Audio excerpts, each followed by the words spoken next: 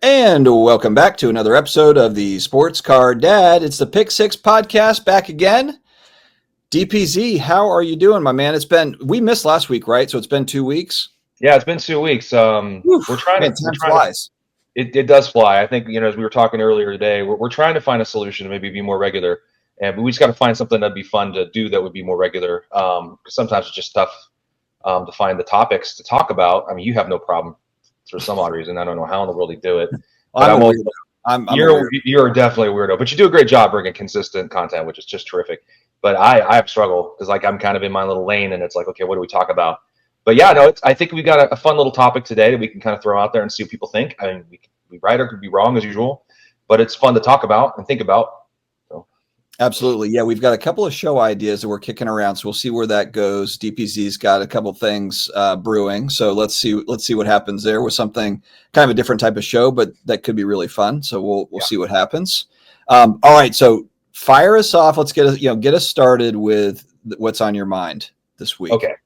What's on my mind is I've been watching a lot of these auction shows. Well, not a lot. I watch one because I watch Jeremy and Adam, and they do this they highlight the premier auction, and I've been watching. That's monthly, right? That's a weekly show.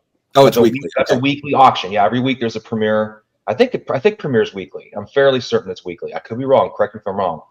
Okay. Fairly certain it's weekly, and then so. And I've been paying attention to those. I've been paying attention to the weekly auctions too at Fanatics Collect. It's interesting. Now, there's a lot of people that have feelings about that. Oh, is it being shilled up, or are people bidding on their own card? All this kind of stuff. I highly doubt people are bidding on their own cards. That would be very, very difficult to do. So I don't see that. Or are people protecting the prices of their cards and pushing them up? Who knows? I guess you'd never really know that. But let's just assume that that's not happening at large.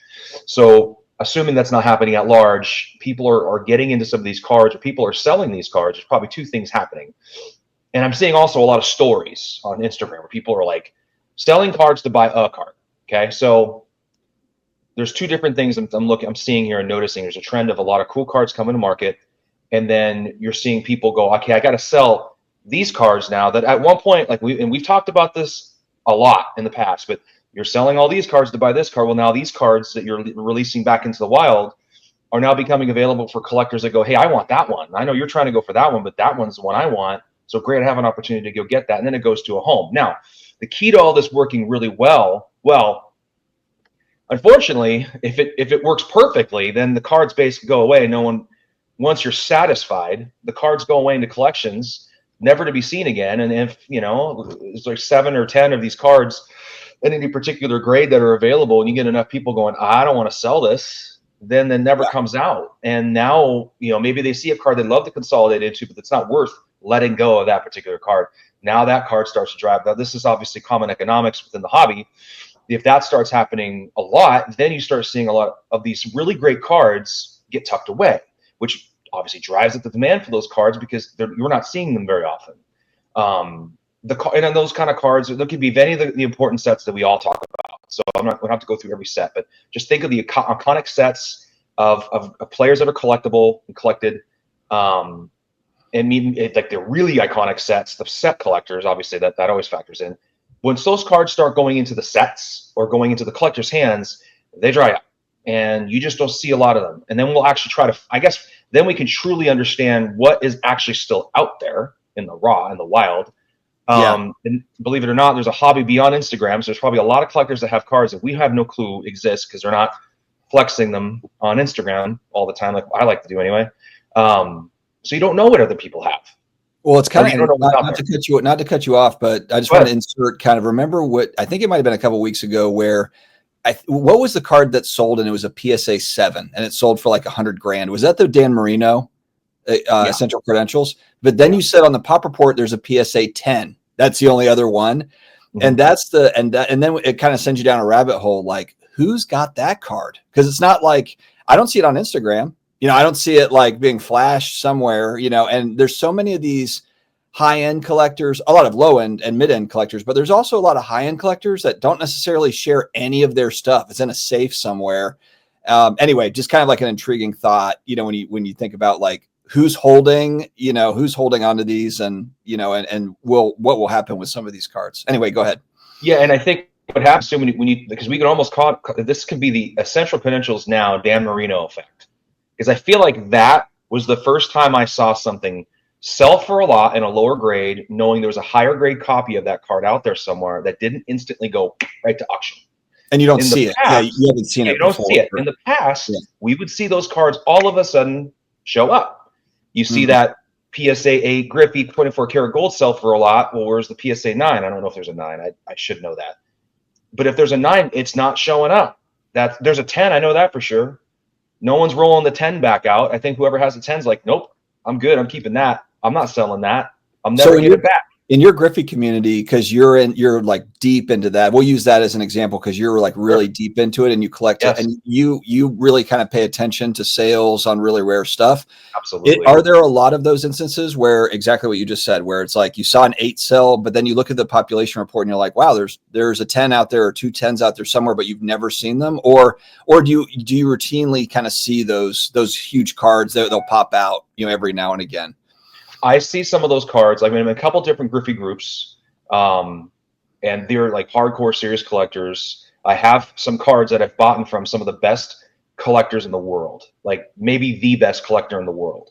And I have a couple of his cards. And so I've kind of built my collection with some, provenance to it, not just with the card itself, but who owned it.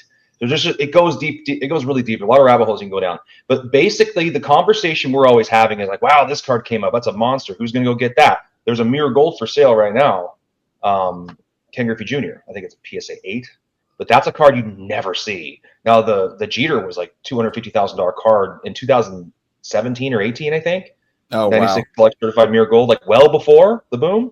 That's a card that's probably gonna sell for a ton. There's a now that's for sale, like a 9, I think, PSA 9. Essential Credentials Now, 98, like the holy grails of Griffey.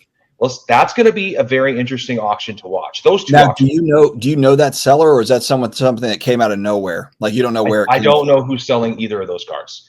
But what you're going to see is like you have cards that are for sale that go to auction, and on specific cards within that Griffey community, you don't see the person go, oh wow, that just sold for so much. I'm going to go list it now because I have a higher copy grade. Now I'm going to get they're like, no. That's awesome, great for my card, but I'm not selling mine. Case in point, I'll use myself as an example. I have the 99 Fleer Mystique established PSA 10 out of 100 Ken Griffey Jr. There's 4 PSA 10s. I have one of them. The PSA 9 just went to sale. I had sold, I think, for like over a year. The last time a PSA 9 sold, and it sold for like $3,200. This one sold for $7,200. So think about that jump in price. Now, I just realized that, well, that's awesome, but I'm not going to sell it. No way, because if I sell that, I'll never get it back. Because if you think back, let's go back 5 years. We didn't necessarily have the kind of the card ladders and the market movers and some of the tools to be able to kind of easily look back and be able to see sales from years ago, or even let's say 10 years ago, for a lot of these cards. Do you think that part of that is because, like, for maybe these cards, first off, you don't want to sell because like you'll never see it again, and then also you don't necessarily need the money. So there's kind of like those two factors. But then do you also kind of think like, oh man, that's pretty cool that sold, and I can use that comp 3 years from now because they just never sell. So like 3 years from now, you can say like, oh, that the 8 sold for $20,000. And even though that's not a recent comp, it's still at least some sort of a guideline with some of these rare cards. Some of them don't sell but once a year, once every 5 years. It just depends on what we're talking about. But because we have a lot more data at our disposal today than we did going back in time, you could go back and you can use a comp, you can use like 2 comps in 5 years and be like, well, this is what we've got, I think we're starting to see a sea change in the hobby. You have the modern rip, the breakers and all that stuff that's going on over here. And there's people like me who pay no attention to that. It's not even in my purview. I don't pay attention to it. And there's nothing wrong with it. It's just over here doing its thing, and that's fine. What we're doing is we're curating these very specific collections that we enjoy and appreciate after we learn about all these. Because once you start learning about the sets, the hobby, the cards, you start feeling like, okay, this is what it would have felt like back in 2010 or 2012 when there wasn't a card ladder, there wasn't all these ways to track the monetary value of these cards as easily. and you're just going, I know this card's important because the community appreciates it as such, and I have one of 5, and I know the other 4 guys in my collector community, they have the other 4, and there's something about that that's really special, and that's beyond money. That's just like this whole other thing that I think collectors are starting to feel that way. Yeah, the money's definitely there now, and I'm sorry, I'll disagree with you. You can always use the money, buddy. Like when you get a big old chunk of cash sent to you, hey, just you let that go for this much, you're like, I could take that. I'd be great. I could totally use that. Well, we have family. We have families, so that money can be gone in a day. Like if we have, you could do that. But then, as the collector, me, and maybe a bit of an investor, I go, no. Why would I sell that now? I mean, it's only going to become more valuable over time. Specific cards now, like the '86 Fleer PSA 10 Jordan, that's just going to keep selling. There's just too many of them, and it's a really important and iconic card. So there's a lot of people that are going to want to have it. Some people want to get out of it. They maybe don't want it anymore. They spent a lot on it, and they're like, oh, I can kind of get back close to what I paid back in the boom. Is because it's kind of creeping back up. But for like the real cool cards of all kinds of different players, not just Jordan and Kobe, like we talked about the last episode, like of all kinds of different players, that Barry Sanders has sold last night on the Premier for like $43,000. A PSA 8 is a perfect example of, now, looking at the pop report, if there's a pop report for Barry Sanders, and actually I'm just going to do this right now, I'm going to look it up. For that Barry Sanders card, if there's a PSA 9 out there, I don't know if there is, but if there is, then let's see what happens. Does a PSA 9 come out? Does a PSA 7 come out? Does a PSA 6 come out? If you start seeing a lot of cards come out because of a big sale of a card, that tells me, no, we're not done yet. People are still trying to cash in. Once you see that card sell, dries up, it's like a perfect Nick Warp sports card story, no recent comp. Now it sells, you don't see it again. And some of us that are like finally getting into the cards we want to keep are not continuously selling to get the bigger card. You're kind of slowing down because you're like, I can't really do this anymore. Like I've been saying for a while.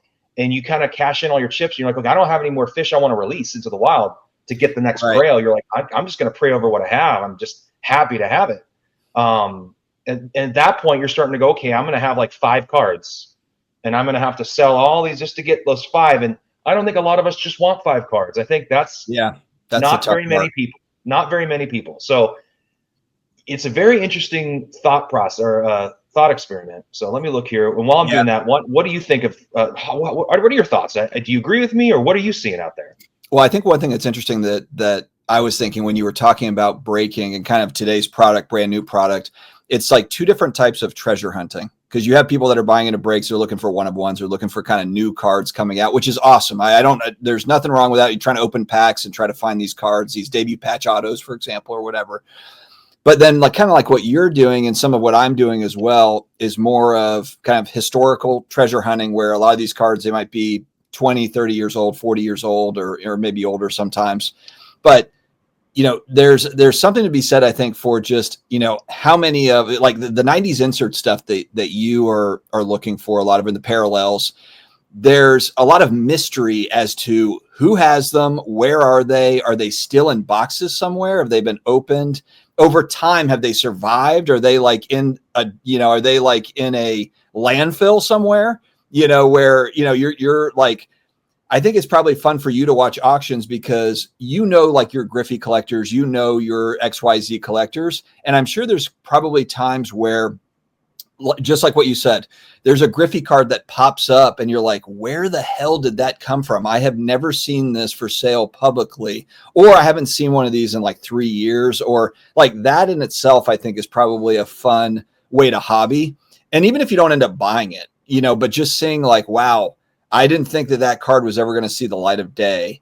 And there it is, you know, at auction this week or this month. So here it is. And I'll bring up, for those of you in the crowd out there that loves to have a visual here on the YouTube. If you're not having a visual, it's fine, but I'll throw this up here so you guys can see what I'm looking at.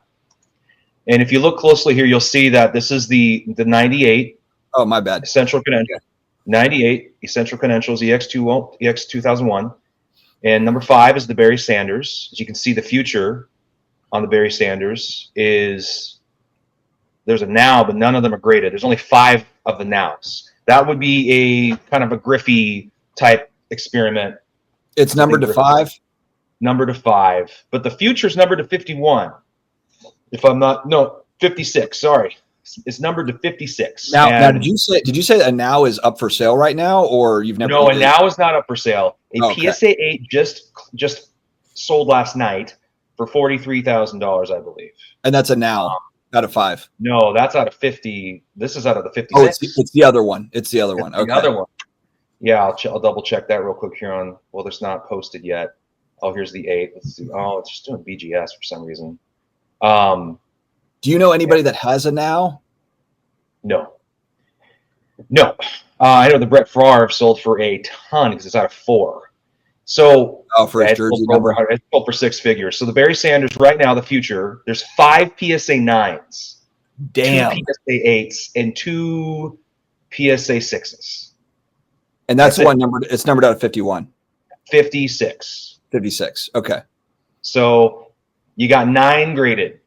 We saw one of 2 8s, newly, freshly graded. Yeah. So like, where are the other 45? And I absolutely guarantee that somewhere there's one of them that's in like a binder at somebody's house. Right. And this card was bought raw for like $1,500. It was a crazy story that I read from Nick. Warp Sports, he covered the story. It was unbelievable. It's one of those like treasure hunts where you're like, oh my gosh, I feel like they don't happen to. I'm usually paying market dollars for some of these cards, and it's like I would have died to pay that to get a card that's worth 43. Right? I was surprised it sold for that much. Think about all the 80s, 90s collections where most of it's, sorry to say it, but most of it's just trash, where it's just cardboard and it's commons or whatever. But here's the kind of the scary part with these cards is you have to assume that some of those cards are mixed in with 100,000 80s, 90s cards, and people don't even bother going through all of it. And they're like, oh, this is garbage. I'm throwing it in a dumpster. So how many of these cards like just got trashed, or I don't know. I don't know. That's a very good point. I feel like a lot of the collectors that collected cards in like the mid to late 90s are different collectors that collected cards in the junk wax era. So I think that is it might be a different conversation, because I think there's a lot of us that collected up to about 92, 93 and we're done. So we didn't collect it all during all of this time frame where all these cool 90s cards came out. And there are people that did do that. And if they did do that, those are the people that probably have them. There's a lot of people that we don't know. They're not online. They might go to shows and nobody even knows who they are. Might have these like super low key, Net 55 forum kind of people that, you don't know who they know who each other are, but we don't know who they are. We're like this new age of like content creators and hobby people, but we don't know everybody. And some of these cards come from somewhere, and they usually come from those places. But so I guess let me finish to finish my point. What you want to watch for now after this sale of the Barry Sanders Essential Credentials Future out of 56, PSA 8 $43,000 is you want to look for are those 5 9s going to start popping up? Are you going to see any of those 6s pop up? Right? That's what you got to start looking for. You can see raw cards start popping out for sale. Yeah. For a lot That's interesting. That's what you want to look at. And there's 2 things I'm going to be really keeping a close eye on. That, and because you haven't seen the Merino 10 come out to play. It has not come out for auction. We don't know who has it. So no one's flexing it, nor are they auctioning it. They're not selling it. That's a good sign. If you don't see any more Barry Sanders come out, that's a good sign. Really want to see how this Ken Griffey Jr. Gold sells, the Mirror Gold 1996 Select Certified Mirror Gold out of 35. What that sells for. And I want to see what this 98 Essential Credentials now, Ken Griffey Jr. out of, I don't know. I gotta look at my group and see what that's out of, but I think it's like 7 or something really ridiculous. You want to see what that sells for, because that's going to be sort of for the Griffey card community. It's going to tell us something. Barry's already Barry's going crazy. Like I got his Mirror Gold for like $5K or whatever, a PSA 9 96 Select Certified out of 30. Like, that is becoming a card I don't think I'll ever sell. Ever. Well, dude, the reason why I was bringing that up is I just covered just a few days ago. I had Brian Dwyer from REA, president of REA, came over, and we're going through some of the auction items. And they've got a PSA 8, a Tom Brady Bowman Gold that's numbered to 100.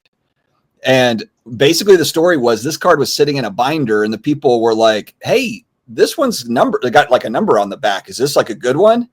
And then they were like, yeah, like we need to get this. So it was recently graded, got a PSA 8, and it's it's a 5-figure card for sure, because it's, it's the regular Bowman, but it's numbered out of 100. They're very tough to find like that. But that's what I mean. Like back then, there was, you're right. A lot of junk wax era folks, they probably just, trash stuff or whatever. Whereas you did have more people that were aware of numbered cards. But I think there's a lot of people though, too, that have numbered cards, don't know exactly what they got, that don't realize that what they have.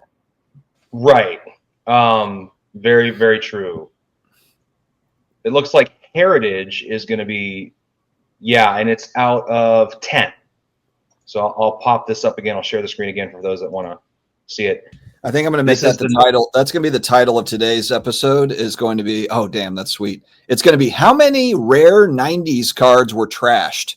That's going to be I think it's a great it's a great heading for what we're talking about. I mean, there's 10 of these. I know where 2 others are that won't sell. So out of the 10, I know where 2 of them are. So this is like so this would be the 3rd copy, and we don't know where the other 7 are, right? So I'm sure if I dug around in my community there, I'd find most of these, and I'd know where they are. And there's no way anybody who has this in the Griffey communities, they're not selling this. They're not selling this card. This is like the #1 card for Ken Griffey Jr. Period. This is the one. Yeah. Yes. What is it, number 2? What's it now, number 2? This one's numbered to 10. Okay. So this is going to be going to Heritage Auctions. Looks like it's May 16th that closes. It's a huge. I mean, this will be an auction to keep an eyeball on. What does that mean for? Is that the most rare? Is that the most rare version? Yep, that's the most rare version of Ken Griffey Jr. What this card sells for, because I know what one privately sold for with a friend of mine that bought, and I mean, I'm not going to disclose that, but it's got to be. This has to be a 6-figure card, right? If this $500 to $1 million is what I feel like this should sell for. Wow. It should maybe like 350 to 5 low end. It all depends on who really want. There's some big Griffey people. I mean, and it's not going to be people in my group either. Most of us are peasants, but there'll be somebody that'll buy this card because of who he is. Because Barry Bonds is great. Everybody's kind of realizing how great Barry is. And was he a better baseball player than Ken Griffey? Yeah, probably. But Griffey's more iconic, so he's more collected. He's got 89 Griffey. He's Mantle. He's Ruth. And when it comes to collecting, he's Jordan. So with a card like this too, it supersedes. Like, it doesn't necessarily have to be a Griffey collector. It'll be somebody that's like, oh damn, exactly. this is a fantastic baseball card. Exactly. Yeah. That's what I'm trying to say. Like, he transcends all of it. So you'll get someone who goes, I just want the best card of one of the best players, one of the most relevant hobby people in the 90s. And this is out of 10 and it's a 9. I mean, there's so many things going for it. Now I feel like Heritage needs to pay us for doing this. Yeah. But yeah, that's a great one. It's a really great card. And then there's the other one is at Fanatics, the Mirror Gold. I'd have to go into my chat to showcase that, and I'm not going to do that. So I'll just not present anymore. But anyway, yeah. So I think those are the options I'm looking at real closely to see. Okay, the essential credentials and PMGs and Star Rubies seem to be kind of big cards, and I think it's PMGs and essential credentials, and then the Gem Master 1-of-1s, which are just really tough because you only have so many people that are going to get those cards. So it's really essential credentials and PMGs that are kind of like up here, and everybody's buying whatever for them. And then you got all the other different cool sets that are so attainable, that are so awesome looking, because like some people don't even like the way some of these cards look, and I get it. So there's just a lot of opportunity, and I wonder, as people start buying these cards, selling stuff. Now, is the person who buys that Ken Griffey Jr. card right there going to have to sell a bunch of stuff to pay for it? Probably not, right? Those huge cards, the millions of dollars, no one's going, oh, I better sell my 85,000 cards to go buy that. You know what I mean? Those people are just buying it and they're putting it away. I'm talking about like maybe just the 5-figure cards. Unless someone's going to do kind of like, unless somebody's going to do kind of like, one of those fund your cards deals and then sells everything in the collection, to like I would feel so weird going into debt in 6 figures to buy a card. If you have to go in debt to buy a 6-figure card, you probably shouldn't be buying the card. Well, no, I mean, I guess you've got $300,000 worth of cards and you win it at 300,000 and then you're Oh yeah, I mean, I guess if you have all the collateral, you can do it. That I guess that makes yeah. sense. But then you're starting. I don't know. It just feels weird to buy something that. But people do it. I mean, I guess I'm not throwing shade. I mean, if you have the finances, then awesome, good for you. It seems crazy to me, but if you add up my collection is probably worth like 180K. So I'm not even at 300, and I have some pretty cool cards, but it's not. Well, what if that card, and again, that would be on the low end in your mind for that card. That card's at 180 and you win it at 180. Like, would you sell off everything to have that one, Griffey? No. Okay. No. So that's interesting. I like a lot of the cards I have because it broadens my collection. I mean, yeah, those are cool cards and it'd be nice to have them, but I don't know. I feel like it would have been a cool card to get at the prices I'm buying some of these cool cards now, way back in the day when they weren't very expensive. But then way back in the day, I never would have thought of spending. You know what I mean? So it's but I think that's the ultimate question of consolidation. Because when you're talking about consolidation right now, you're right. Like for you and I, a $200,000 card is not. No. We could pull it off as far as selling things off. We could get close to it and all of that. Right. But it's not. I would feel a lot better if I had $500,000 in collectibles and I won a $200,000 card. Then it's like, okay, then it's not like, I hope that all this stuff sells for this, for these prices so that I can cover it type thing. I don't think most of your audience, the people that we're talking to right now that listen to this program, are playing around in that game, playing around there. But you can scale that. It's all relative. I mean, if it's a $10,000 card or a $5,000 card, selling off whatever you have. But I wanted to ask you that question though, because that's kind of like end game consolidation. Like would you rather have like the best Griffey card, or would you rather have like 10 awesome Griffey cards? I'd rather have like 10 awesome Griffey cards. The problem is once you mortgage your whole collection for one card, I don't feel like a collector anymore. I feel like I own a piece of artwork I should hang up somewhere. I need to go put it in the Louvre or something like that under lock and key. Like, and that card would be at like a bank in a safety deposit. No, that card I would never want to see the light of day. I'd want that. I want to enjoy my cards. I want to look at them. I want to show them off. I mean, it'd be nice if the stuff I have grows in value over time, which I'm hoping it does. I got to hang on to some of it, right? But when I start hanging on to stuff, other people start hanging on to stuff where you can't reach up and get some of these cards like that because you're just out. It's priced out of your market. At least being responsible, fiscally responsible. I think you start seeing these cards get tucked away in collections. So people are like, this is a really big card for me. It's still a really big card.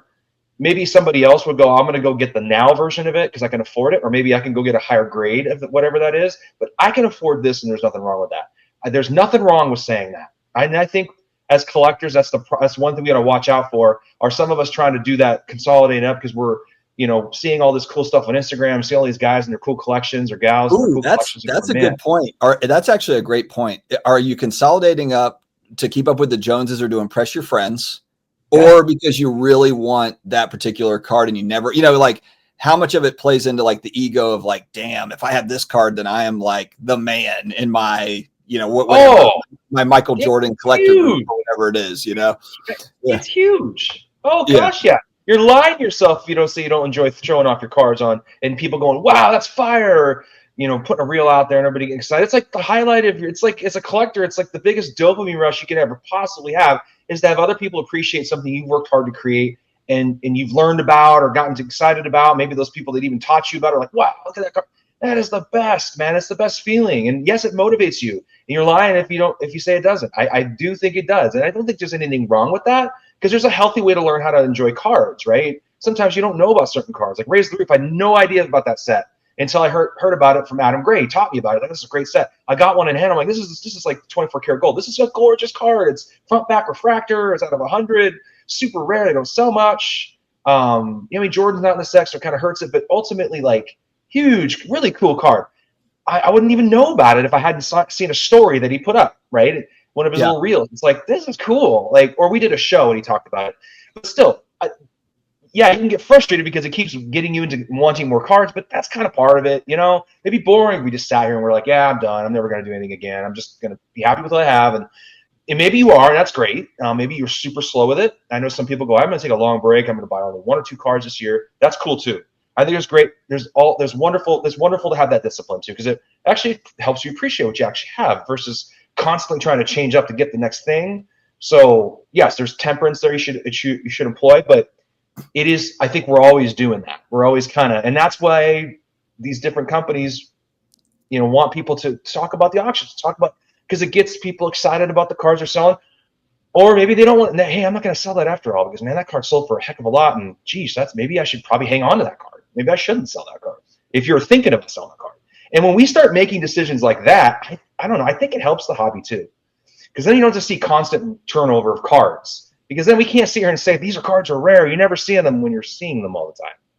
Yeah, and I think something too, because you'll hear feedback where it's like, why do I care about this card? I can't afford it. It's outside of my price range. But really and kind of to speak to what you're saying, is it opens a door to the actual checklist for that particular set and the other inserts. What are the other parallels? What are the other cards? So if you think a card looks fantastic, but maybe it's the Jordan version that's $100,000. Well, who are the other players? Maybe your player's in there, the player that you collect. And then what are the other inserts? What are the other parallels?